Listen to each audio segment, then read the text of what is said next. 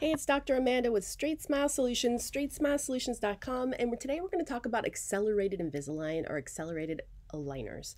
And from time to time, I get a client asking me, can we do this in 10 aligners instead of 20, or can we do this in 15 aligners instead of 30?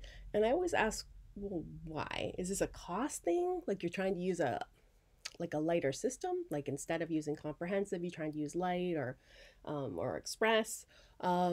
Is it a time thing in that the patient needs to be done by X time? And I have a hard time understanding that unless they're shipping off into the military or, moving around the world. I get that. But if it's just they're getting married or something, nobody can see that anyways. And worst comes to worst, you just take the attachments off if they really want them off, which they don't even show up in photos anyways. But you take them off and just put them in temp retainers. They can just wear them at night during the wedding, and then you could scan for a refinement. But I just want to kind of address how to make things go faster. So the only way to make things go faster is to actually do more aligners, more steps, little bitty movements in between each step instead of doing less aligners and having big movements between each step. Why? Because moving more frequently but slower incremental steps makes it more predictable. They almost always track.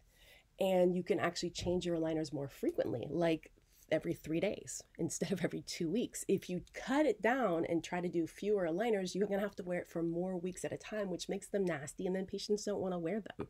And it's way more likely to go off track. It's also much more unhealthy for the patient because anytime you have really high forces and low forces and high forces and low forces, you actually can cause more damage to the roots, the gum, the bones. That's why we do not see root resorption really on Invisalign very often, but we see it all the time on braces because braces is a high force every 4 to 6 to 8 weeks, whereas aligners is a low force every week.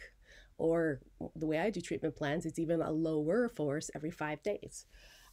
So that's what I recommend. But if you want to actually do and I know you're probably going to ask me about Propel, the little thing where they drill the interosseous perforations. Okay, yeah, that does actually work. Would I do it? No, because I know patients who've had it done and they said it was like a pain worse than childbirth.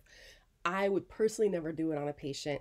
If there was some patient that absolutely had to be done by a certain time, it's actually faster in my experience to have them eat with the aligners in. That means the aligners never, ever, ever come out except for brushing, which takes 2 minutes twice a day. They're only out 2 minutes twice a day.